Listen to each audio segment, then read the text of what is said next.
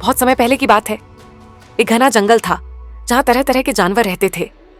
उसी जंगल में रहती थी एक चालाक लोमड़ी चंपा और एक नटखट लेकिन भोला बंदर गोलू। एक दिन गोलू पेड़ों पर उछल कूद कर रहा था। वह मीठे फलों की तलाश में खुश खुश घूम रहा था। तभी उसकी नजर नीचे जमीन पर बैठी चंपा पर पड़ी, जो अकेली और उदास थी। गोलू बोला, लोमड़ी बहन, अकेली क्यों बैठी हो? चंपा ने कहा, खाने को कुछ नहीं मिला।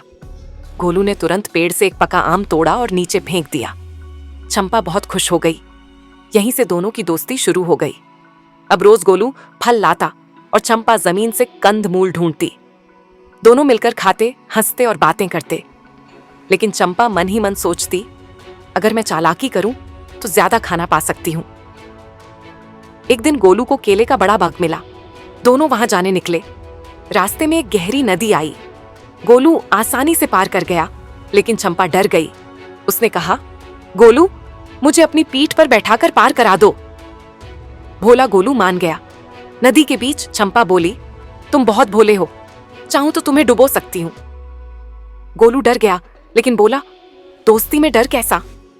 बाग में पहुंचकर चंपा ने बड़े केले खुद रख लिए और छोटे गोलू को दे दिए। गोलू दुखी हुआ, पर कुछ बोला नहीं। एक दिन जंगल में आग लग गई। चंपा घबरा गई। तभी गोलू ने उसे सुरक्षित पहाड़ी तक पहुंचा दिया। पहाड़ी पर चंपा रोने लगी, मैं बुरी दोस्त थी। गोलू मुस्कुराया, गलती समझ लेना ही समझदारी है। उस दिन के बाद चंपा बदल गई।